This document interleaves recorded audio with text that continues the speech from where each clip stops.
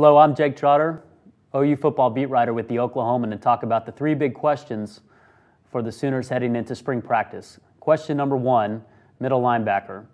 OU lost the Big 12 Defensive Player of the Year in Curtis Lofton, and not only that, the defense is coming off giving up 48 points to West Virginia in the Fiesta Bowl. How did the Sooners make up for losing one of the best linebackers in all of college football last year? Sooner coach Bob Stoops said earlier this month that Ryan Reynolds, who played outside linebacker last season, will get a shot at playing in the middle this spring. If he does well, then the Sooners will have that problem solved. If he does not, they're going to have an issue heading into the fall. Mike Balogun, a junior college transfer out of Pennsylvania, will also have a chance at middle linebacker. And this just in today, Mike Reed, who was the heralded junior college transfer last year out of California, is no longer with the team. So the Mike Reed era is over, and it's going to be up to Ryan Reynolds to fill the spot in the middle. Another big question for the Sooners heading into spring practice is defensive back.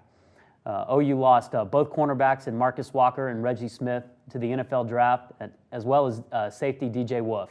And not only that, Nick Harris is expected to miss the spring with an injury, which means Lindy Holmes will be the only starter from last season back on the field when OU practices this spring.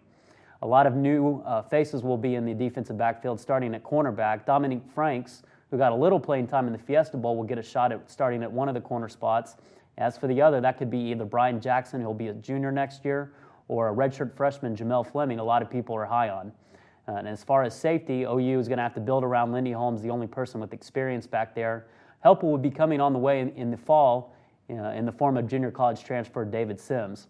And after that, redshirt freshman Sam Proctor or redshirt sophomore Quentin Carter will get a chance as well to fill in spots at free and strong safety. And the third big issue for the Sooners heading into the spring is the running game. OU is expected to be without Chris Brown, who had his knee worked on after the season, as well as DeMarco Murray, who injured his kneecap trying to recover an onside kick at Texas Tech last fall. The Sooners will turn to Moses Madu, a little used reserve running back so far in his career out of Norman, and then as well as Justin Johnson, a big-time running back out of the state of Texas, some considered the number 2 running back in the entire state.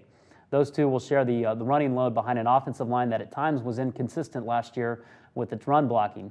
How the Sooners run the ball will determine just how dominant the Oklahoma football team can be in the fall, and the spring would be a good time to start working toward that goal. Those are the three big questions for the spring for the Sooners. I'm Jake Trotter, OU football beat writer.